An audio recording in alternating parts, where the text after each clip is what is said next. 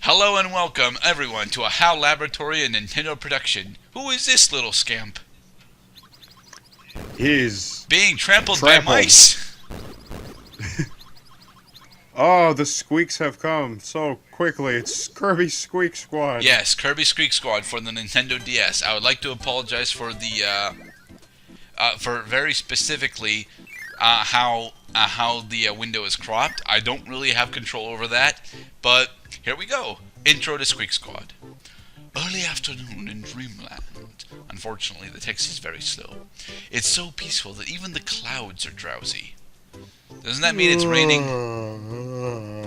And now it's Kirby's favorite time of the day, snack time. I am also a fan of snack time.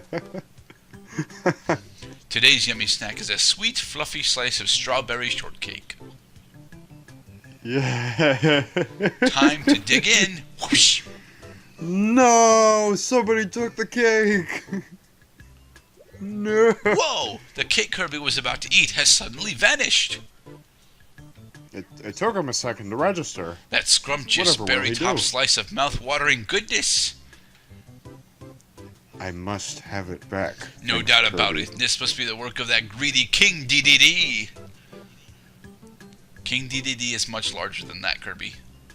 Well, there's no time to waste. Gotta get that cake back. You know, that cake is gonna be a little lopsided by the time he finally gets it. And that's how Kirby's latest fantastic adventure begins. Someone stole our cake. We must go avenge our cake.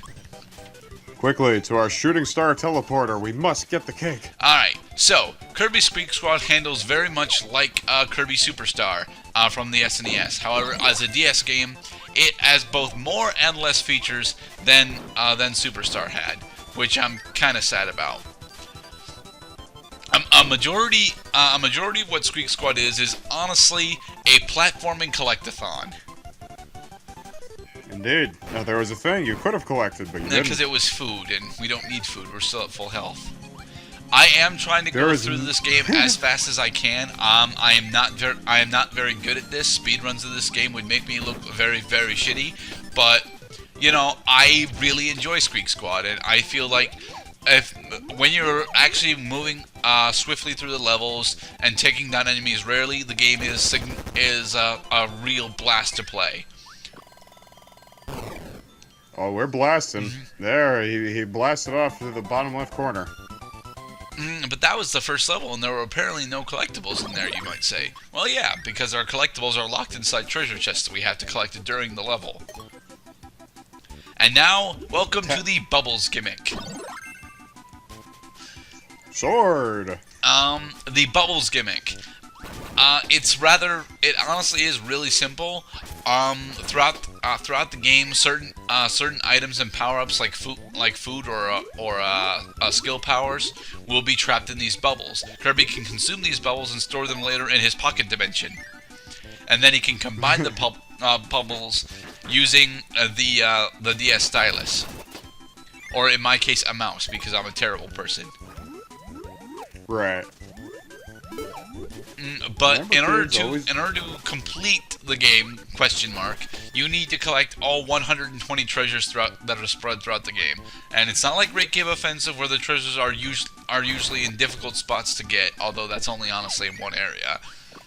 But the treasures are the most important. Well, not the most important, but you know, a rather important part of the game. Not necessarily the story, but of the game. So does Kirby have to return to areas in order to collect everything? To be perfectly honest, if you're good enough at the game and you know what you're doing going into levels, you will never have to backtrack through a level. However, the first time through you will be backtracking because there are certain treasures that are only available on certain paths. And going through all the paths that are not those paths will lock you from doing the paths that the treasures are on.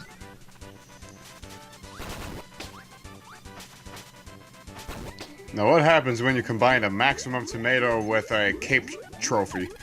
Well, that's not a trophy, that's a boomerang. Oh. And unfortunately, the maximum tomato cannot actually be combined with ability powers. Okay, but you can draw. You can literally draw with the stylus into that bubble inventory, and you can pull out items. Yes. Nice. Yeah, because Kirby doesn't usually have much in the way of hold healing items. It's usually just you consume the item, he adds it to his health, and then the item disappears. You can't hold on to it and store it for later. Yeah.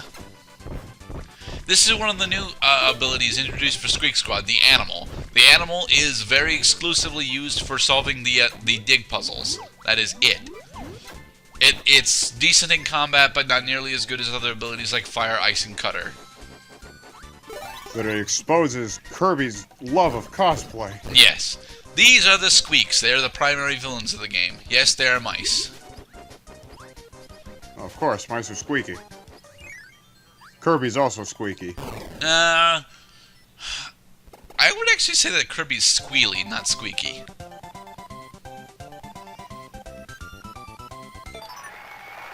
Fire ability memorized and the sound player. Now, what that means is that our fire has gained an additional effect. Well, with this particular scroll, our fire can now actually be shot up and down as opposed to just straight. I think memorizing abilities actually grants them slightly more damage, but I'm not entirely sure.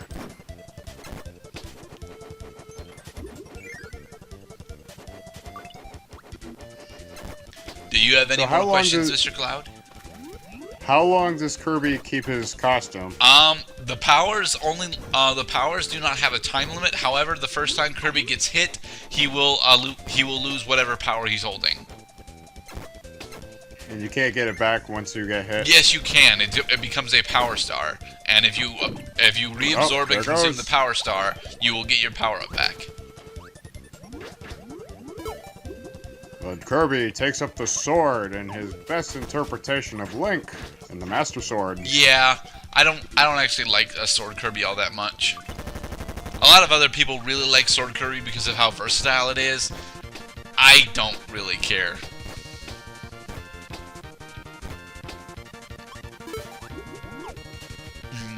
And now we are abusing the power of the invincibility lollipop. Yeah, I was being quiet for a second because to hear the invincibility music. Now, there are certain times throughout the game where you will end up having to fight the Squeaks as mini-bosses. These fights are ridiculously easy for the most part. But yeah, you just stun-locked him like it was nobody's business. Yep. However, if you get hit by the Squeaks or their minions, you lose treasure chests. You lose treasure chests? Yes. That is, you can get them back, assuming that you defeat the Squeaks or catch up to them, but you have to get them back, otherwise they are lost. Yes. And you get back treasure chests by going back into the level where you got them. Yep. Here I am showing off the fact that we have like 24 different spray paints that we can get for Kirby in order to change his palette. Spray paints. I can definitely see. No, you know what would be more appropriate for Kirby is if he jumps into like a can of paint, so now he's green. Yeah. This is Ninja. I'm not gonna... Ninja is a terrible ability. I don't care what anyone says. Hence, we already lost it. And he leaves it behind because it sucks. Yes. Wanted to show off Bomb there, but didn't catch him.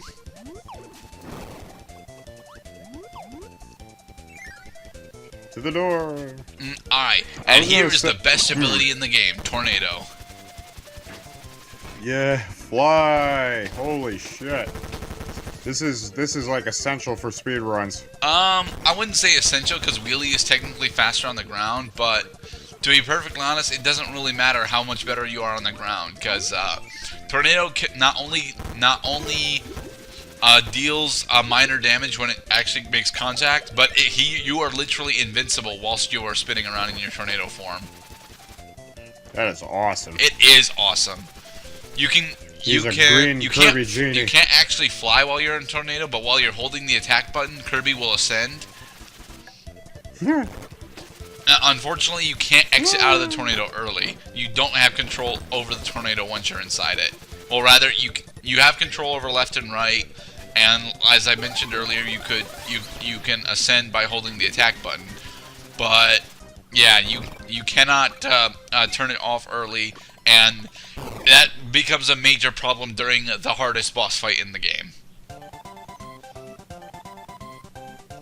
I can see with the tornado, if you don't have control over the flight pattern or the animation, then you might, like, fall into a pit if you lose control of it. Oh, yeah. Oh, yeah. It's like trying to time, like, a really awkward jump. Not necessarily a really awkward jump, but a somewhat awkward jump. Yeah. I'm trying to think of one thing in particular among games that I've played. I'd say it's not a game that I've played, but Super Ghouls and Ghosts comes to mind. In other words, you have to commit to the jump, and you don't really have control sometimes. Here is the King DDD boss, as stupidly easy as he always is. Yeah, DDD never appears this early in these games. Not as a boss, anyway. Give me back my cake. I know you have it. Except he doesn't have our cake. I'm gonna poof stars at you. Fiend. Take that. And so, we have defeated King DDD. King DDD has a myriad of attacks, none of them are threatening. Boss battle badge. What's this? Someone's stolen King DDD's treasure chest. But what? DDD put the cake in a chest? Of course, he doesn't know a thing about the strawberry shortcake. So what's going on? Who's really behind the disappearing shortcake? Kirby has so many questions. Suddenly, a whirlwind appears, bringing a band of big-eared strangers. It's the Squeak Squad. They took the cake. Who are these guys? A band of thieves known as the Squeaks. We the Squeak Squad. With treasure chests in tow, they begin to march jauntily away.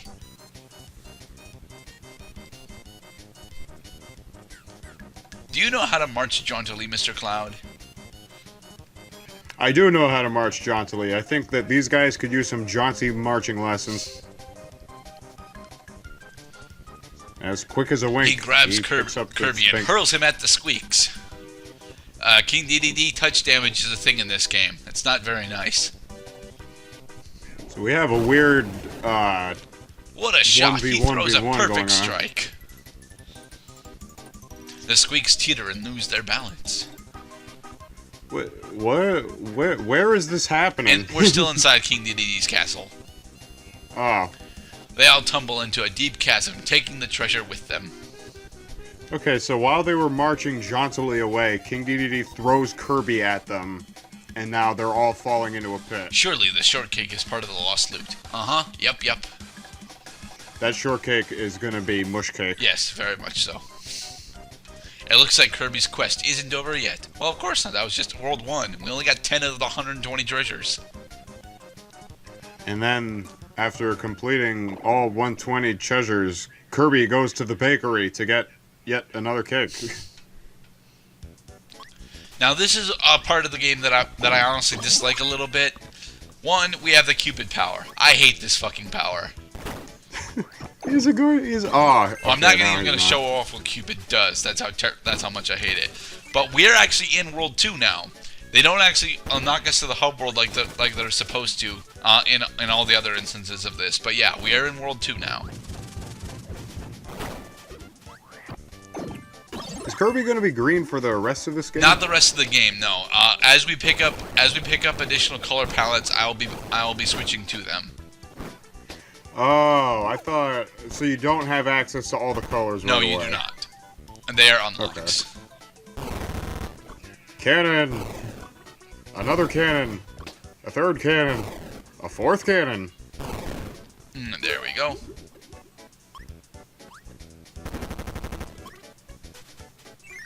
Now, a majority of the levels actually have 3 treasure chests in them. Here is another new power for Squeak Squad that I'm not going to show off. Bubble.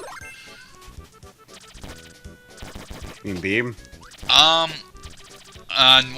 beam is the power-up that we picked up, but bubble was the power-up that we could have gotten had we ate the enemy that was, you know, surrounded in bubbles. Right. Lights well, puzzle I was solving. going to say that I grew up with Kirby's Dream Land, so I recognized the star doors right away that take you from one area to the next. Now, one thing that I'm not going to be showing off all that often throughout this playthrough is the mini-boss doors that show up after you get the big chest.